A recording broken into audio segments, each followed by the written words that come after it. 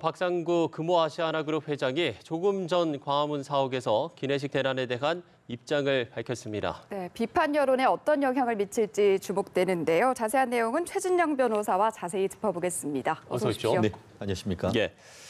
박상구 회장이 조금 전에 기자회견을 열어서 대국민 사과를 했습니다. 일단 변호사님 좀 어떻게 보셨나요? 저도 여기 오기 전에 그 연합뉴스에서 실시간 그 방송을 봤는데요. 예. 굉장히 침통한 표정으로 국민에게 그 사과하는 모습을 봤습니다. 사과를 세 가지로 했는 것 같습니다. 네. 먼저 고객께 이와 같은 그 심려를 끼쳐드려서 사과하다.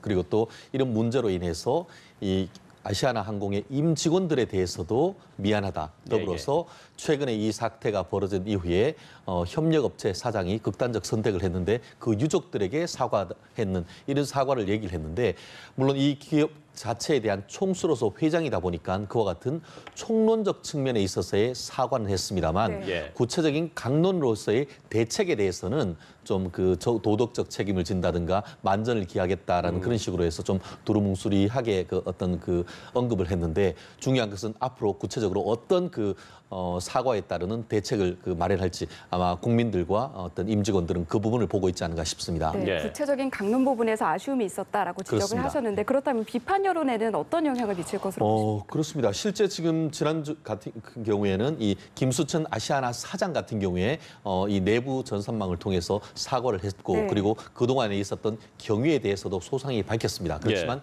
그럼에도 불구하고 오늘 지금 회장이 직접 나서서 사과해야 될 만큼 이 여론이 악화 일로에 있는 것 같은데요.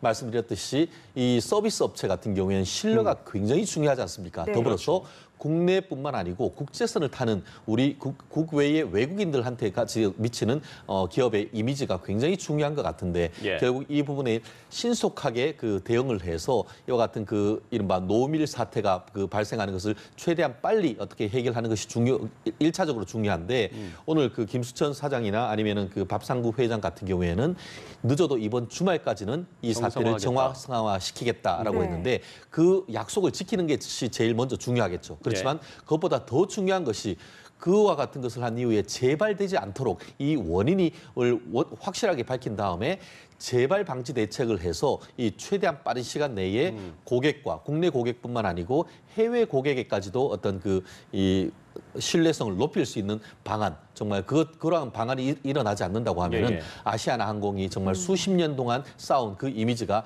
굉장히 희석될 수 있기 때문에 그런 기업을 살리기 위해서라도 정말 최선을 다해야 되는 것이 아닌가 싶습니다. 그럼 앞으로 좀 어떤 모습을 좀 보이는 게 일단... 저도 사실 아시아나 고객이기도 하고 마일리지도 있습니다만 야, 이거 아시아나 탔다가 배 곱는 거 아닌가 하는 생각이 먼저 들지 않습니까? 그렇다고 한다고 하면은 결국 명확한 어떤 빠른 회복 그리고 또 이 피해를 본 어떤 고객에 대한 피해 배상 이런 것들이 명확하게 뒤따라야 될 것 같은데요.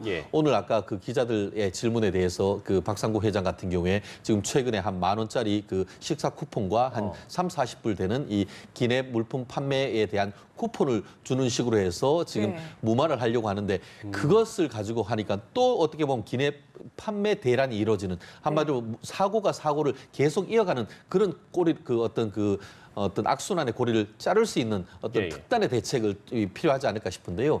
아무튼 최근에 있어서의 어떤 아시아나 항공을 비롯한 이 모기업인 금호의 어떤 경영권이라든가 이런 부분이 쉽지 않은 과정에서 이런 일이 벌어졌는데 어쨌든 문제가 생겼을 때 어떤 비상 경영 상태에서 원상 회복하려고 하는 노력이 굉장히 중요한 것이 아닌가 생각합니다. 네, 앞으로 어떻게 대응해 나갈지 그리고 여론은 어떤 반응을 보일지 주목해 살펴보도록 하고요. 주제를 좀 바꿔서 댓글 조작 사건으로 재판에 넘겨진 드루킹 김모 씨 검찰이 실형을 구형했는데 구체적인 구형량은 의견서를 통해서 제출하겠다라고 밝혔거든요. 그 이유가 궁금한데요. 저 이런 거 처음 봅니다. 실질적으로 검찰은 어떻게 돼 있냐 하면은 수사 검사가 따로 있고 공판 검사가 따로 있습니다. 무슨 말씀이냐 하면은 그 검사 중에 열심히 수사를 해서 공소장을 쓴 다음에 공판 카드라는 걸 씁니다. 그래서 이 사건의 공소 요소의 핵심이 뭐고 최종 재판에 갔을 때의 구형량도 이 공판 카드에 몇 년, 징역 몇 년, 뭐 이런 식으로 다 써놓습니다. 그렇다고 하면은 이 검사 같은 경우에는 사실 재판 마칠 때 그 공판 카드에 있는 구형량을 읽으면 그것이 어떤 형에 관한 의견 진술이 됩니다. 보통 저희가 좀 많이 보는 그렇죠. 그런데 이번 같은 경우에는 그걸 안 한 거예요. 근데 왜 그러냐 했더니만 검찰 같은 경우에는 오늘 재판을 마치는 것이 아니고 재판이 한 번 더 그 속행될 것이다 생각을 했다. 그리고 추가적인 또 기소를 준비하고 있다. 네. 이걸 해서 오늘 구체적인 어떤 형을 얘기를 하지 않았다라고 하는데 과연 그만큼 어떤 그 재판부 같은 경우에는 그와 같은 그 공판을 연기하는 것에 대해서 사실상 불허가 하는 것이 예정된 상태였지 않습니까? 그럼에도 불구하고 이와 같이 그 구형을 제대로 그 준비를 하지 않았다는 것에 대해서는 네. 과연 공소 유지를 제대로 하고 있는가에 대한 어떤 법률가로서는 비판을 하지 않을 수밖에 없는 그런 상황인데 네. 다만 검찰 같은 경우에는 아직까지 이 특검이 있고 또 수사 관련되는 증거 같은 경우에는 경찰에 있다 보니까 부득이했다라고 그 항변을 하고 있습니다만 매우 이례적인 일이 벌어졌다 이렇게 얘기할 수밖에 없는 것 같습니다. 네, 이런 상황들을 고려했을 때 고심 끝에 의견서를 통해서 어느 정도의 구형량을 내릴까요? 현재로서는 사실 이 그 범죄 죄명이 이른바 형법상 컴퓨터 업무 방해인 겁니다. 그런데 컴퓨터 업무 방해 같은 경우에는 예. 5년 이하의 징역, 1,500만 원 이하의 벌금으로 이렇게 법정형이 돼 있는데 실제로 그 대법원 양형 기준을 보면은 통상은 한 징역 6개월에서 한 1년 6개월. 한마디로 1년 전후에 실형 내지는 자백할 경우에는 그 집행유예도 가능할 수 있는 그런 부분인 것 같은데요. 예. 어쨌든 검찰 같은 경우에는 이 그 공소 사실뿐만 아니고 추가 기소될 여지도 있고 또 혼자 얘기했는 것이 아니고 한 4명이서 오늘 또 그 재판에 받은 사람이 한 4명 정도 되는데 예. 이 집단 범행을 했고 그로 인한 어떤 사회적 영향이 굉장히 크기 때문에 엄하게 처벌해달라라는 구형 이유는 얘기를 했습니다만 네. 구체적인 형은 얘기는 안 하는데 제가 어떻게 미루어 짐작컨대 한 실형 1년 전후 경우에 따라서는 한 1년 6개월 내지 한 2년 정도 많아도 1년에서 2년 정도의 실형을 구형할 가능성이 높은데 네. 최종적인 형은 말씀드렸듯이 검찰의 구형 그리고 또 변호인의 어떤 그 변호 내용을 보고 그 판단할 것인데 다가오는 그 7월 25일입니까? 선고 기일이 정해졌기 때문에 예. 그때 법원이 판단을 하지 않을까 싶습니다. 네. 이번 결심 공판에서 드루킹 김모 씨도 최종 발언을 했는데 여기에서는 좀 눈에 띄는 점들이 있었습니까?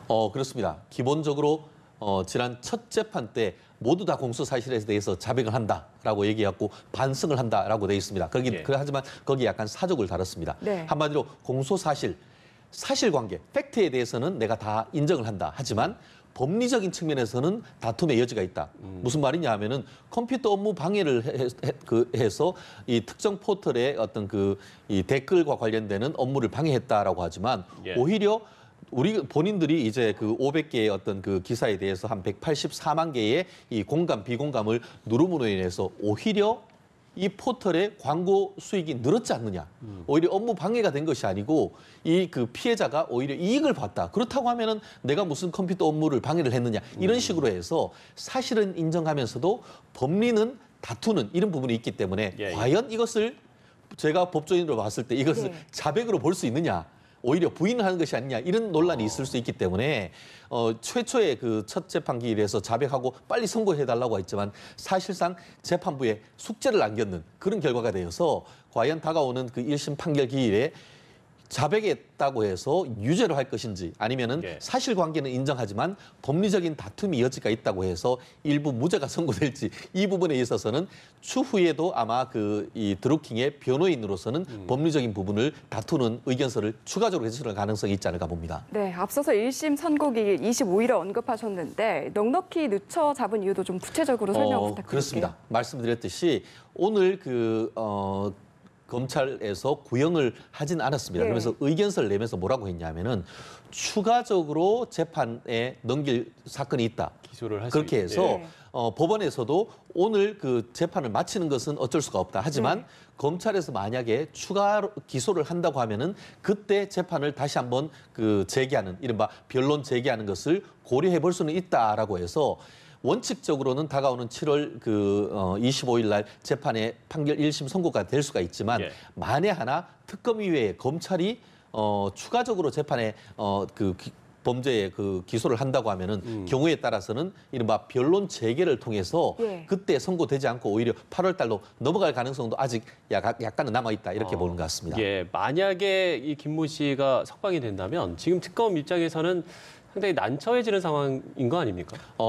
아마 이 부분에 있어서도 특검 내부에서도 네. 이 부분에 대해서 지금 말씀하시는 것처럼 현재 상황을 저는 상황을 봤을 때는 범죄 사실이 물론 중요하긴 합니다만 이미 몇 달 구속돼 있고 또 자백하고 이랬다 보니까 통상의 컴퓨터 업무 방해죄를 사안을 봤을 때는 실형보다는 집행유예가 선고가 돼서 석방 가능성이 있다라고 많은 법조인들이 예측을 하고 있습니다. 그렇기 예. 때문에 이게 그 계속 구속 기간이 연장되지 않고 석방될 경우에는 지금은 다 자백하고 미안하다, 죄송하다고 하지만 석방되자마자 종적을 감춰버리는 거면 어떻게 하느냐 이런 그 어떤 우려가 있는 것 같습니다. 그렇기 때문에 이 특검 내부에서도 그런 어떤 해서 계속 어떻게 보면은 구속 기간을 연장하는 게 협조하는 것이 필요하지 않느냐 하는 그런 기류가 있고 그 반면에 지금 그 드루킹에 대해서 이미 그 1차 조사가 있었지 않습니까? 예, 예. 그러면서 이제 한 4시 조서를 꾸미기 전에 한 4시간 정도 이 면담을 하는 과정에서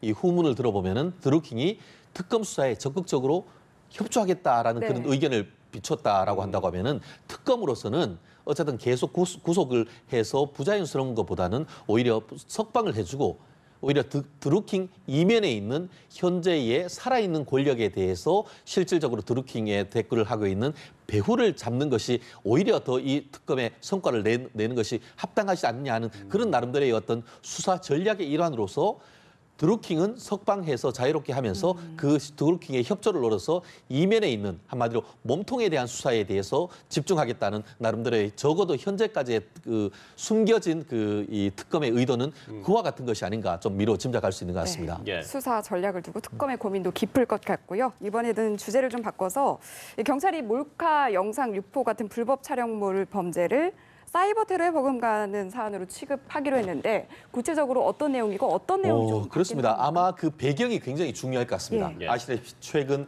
그 홍대 남자 모델 그 사진 유출 사건에 남자 모델 유출했는 게 여자였고 그 여자에 대해서는 이 경찰이 정말 너무나 빠른 시간 내에 그 체포해서 구속 기소를 했는 것에 대해서 여성계의 불만이 굉장히 컸지 않습니까?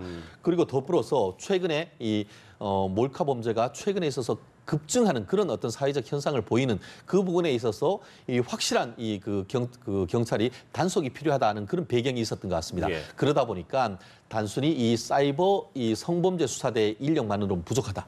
오히려 거기에 정말 전문성이 있는 사이버 테러 수사대에 전국적으로 경찰청에 한 170여 명 정도 되는 부분들 한마디로 이 사이버 성범죄 수사와 사이버 테러 수사대가 콜라보 한마디로 협업을 통해서 이 부분을 뿌리 뽑겠다는 나름대로의 경찰청의 엄벌의 의지를 보이는 것 같은데 예. 앞으로 이 그 인터넷에서 이른바 몰카 내지 불법 동영상 발을 붙이지 못하도록 하는 의지의 표현이 아닌가 생각합니다. 예.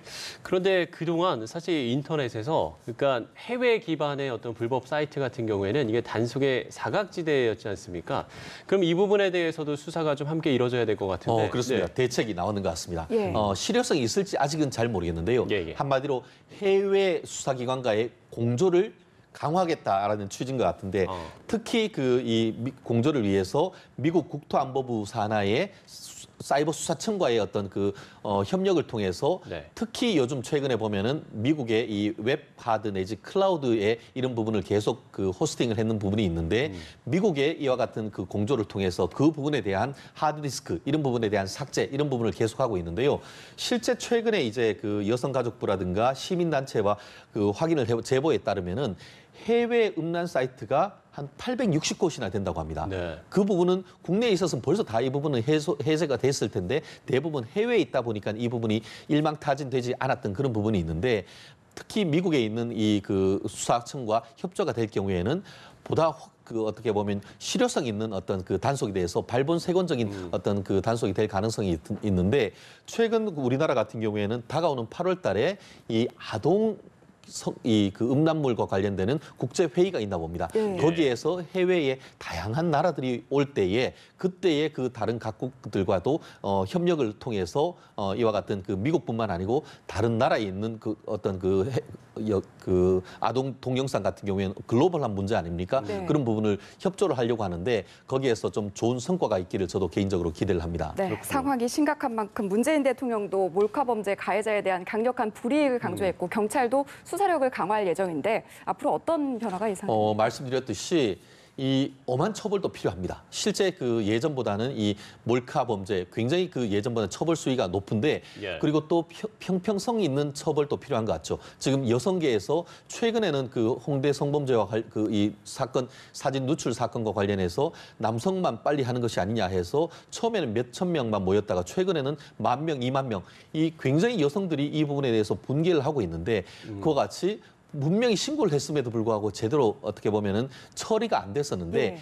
보면은 사이버 테러 수사대까지도 이제 같이 해서 예전보다는 훨씬 더 수사 인력이 늘었기 때문에 여성들의 인권이란 것이 굉장히 중요한 것 아니겠습니까? 요즘 보면은 여성들이 공공 화장실을 갈 때 모자 쓰고 간다, 이 마스크 하고 간다랄 정도로 불안해하는데 이런 부분에 대한 그 어떤 그 공공기관에 있어서의 어떤 그런 몰카 자체 단속 그리고 더불어서 인터넷에 정말 하나만 올리면 순식간에 전 세계로 그 확산되는 그런 부분이 있기 때문에 해외에 있는 서버에 대한 발본색원적인 어떤 삭제 이것을 위한 국제 공조 굉장히 필요한 시점이라고 봅니다. 네, 불안에 떨지 않도록 실효성 있는 대책 마련에 대한 고민은 계속해서 이루어져야 할 것 같습니다. 오늘 말씀 여기서 정리하겠습니다. 고맙습니다. 고맙습니다.